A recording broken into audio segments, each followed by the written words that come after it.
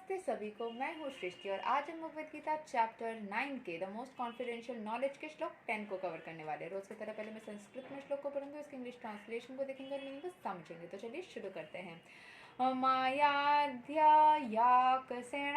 प्रकृत सूयते साचारचरम हेतु ननीना कौन्तेया जगत विपरिवर्तते.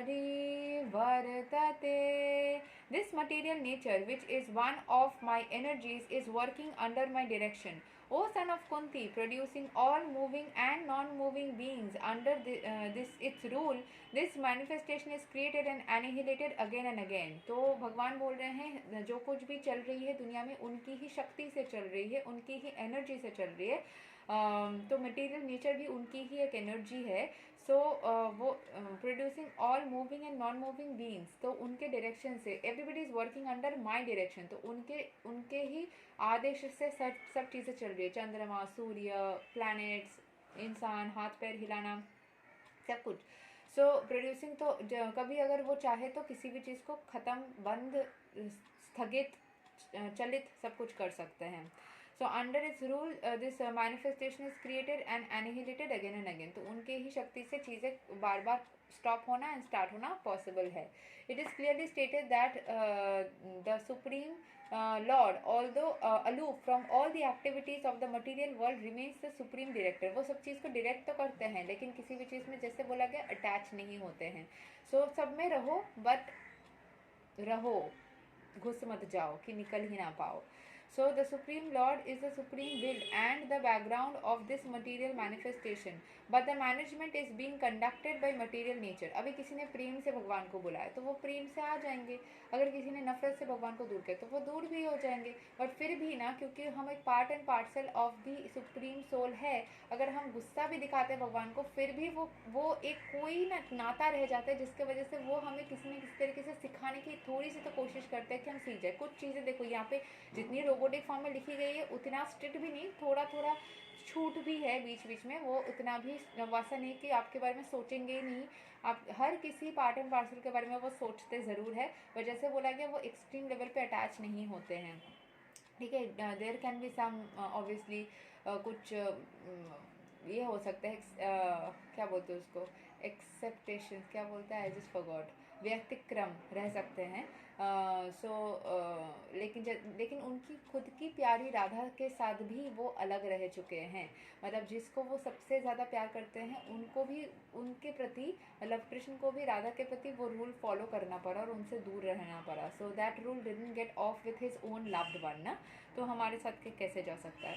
The supreme Lord is the supreme will and the background of this material manifest. नहीं तो सब बोलेंगे उनको कि वो हिपोक्रेट है, वो भंड है, अपने साथ में अलग रूल, दूसरों के साथ अलग रूल, तो वो नहीं कर सकते थे वो चीज़. So Krishna also states in Bhagavad Gita that of all the living entities in different forms and species, I am the father.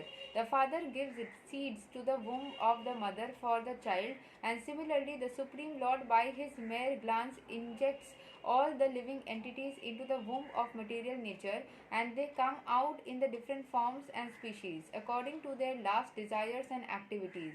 All these living entities, although born under the glance of Supreme Lord, take their different bodies according to their past deeds and desires. So the Lord is not directly attached to this material creation. He simply glances over material nature. Material nature is thus activated and everything is created immediately.